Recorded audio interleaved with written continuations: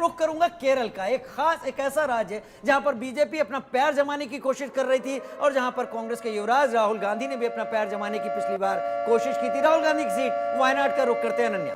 बिल्कुल, वायनाड को लेकर बात करें तो एक तरफ राहुल गांधी, दूसरी तरफ एनी राजा सीपीआई से चुनावी मैदान में है। दूसरी बार वायनाड से चुनाव लड़ रहे हैं राहुल गांधी। 2019 में राहुल ने माकपा की पीपी सुनीर को हराया था। अब की बार सीपीआई के एनी राजा से मुकाबला है राहुल गांधी का।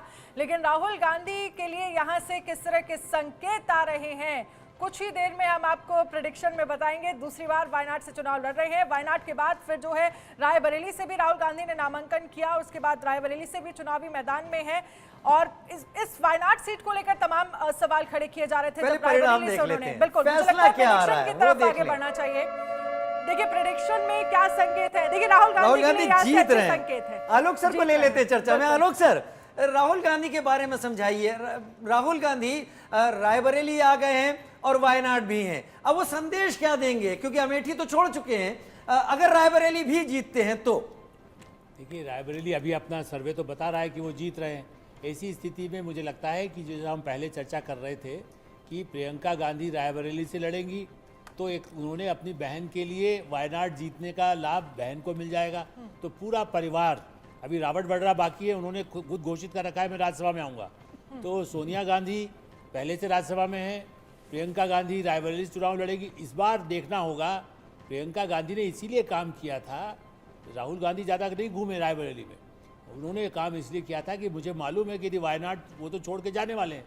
ये दुर्भाग्य होगा रायबरेली की जनता का, जिसको चुनते हैं उसके बाद 6 महीने में फिर से चुनाव में वोट डालना पड़ेगा और किस पर भरोसा नहीं है, कौन आके अमेठी में काम किया नहीं। प्रियंका जी तो फिर भी वहाँ बीच में जाती थी पहले, उनकी वजह से भी, सोनिया जी की वजह से। लेकिन देखा जाए तो राहुल गांधी मस्ती में है, वहाँ लेफ्ट पार्टी के कंधे पर बैठ जाएंगे। उनको गाली दी, उनके मुख्यमंत्री को गाली दी, मुख्यमंत्री मयंक हमारे साथ। सर मयंक जी का भी रुख कर लेते हैं। डी डायनेमिक से इस पोल के पीछे उनकी बड़ी मेहनत रही है। मैं अपना बेटा आप लोगों को सौंप कर जा रही हूं। मैं कि बयान सोनिया गांधी का है, क्या ये असर कर गया लोगों के दिलों पे रायबरेली में? रायबरेली में तो किया और ये रायबरेली के लोगों के अंदर भी जब हम लोगों के सर्वे किया था तो जो रिस्पोंडेंट जिनको हम कहते हैं उनमें कहीं ना कहीं ये क्वेश्चन मार्क था कि अगर वो वायनाड भी जीतते हैं और रायबरेली भी जीतते हैं तो क्या वो रायबरेली को त्यागेंगे या वायनाड को त्यागेंगे। और जैसा कि हम लोग जानते होंगे, इन्होंने पहले ही कहा हुआ है राहुल गांधी कि कुछ भी हो जाए ये वायनाड को नहीं त्यागेंगे।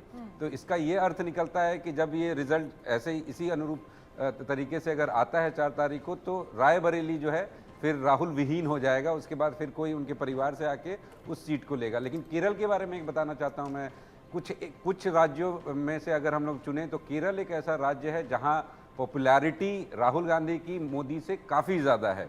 जैसे पंजाब है, केरल है और सरप्राइजिंगली यही चीज़ तेलंगाना में भी है। ये 3 ऐसे राज्य हैं जहाँ पे पॉपुलैरिटी के अगर वर्टिकल पे हम लोग देखें तो राहुल गांधी पीएम मोदी को। अब बात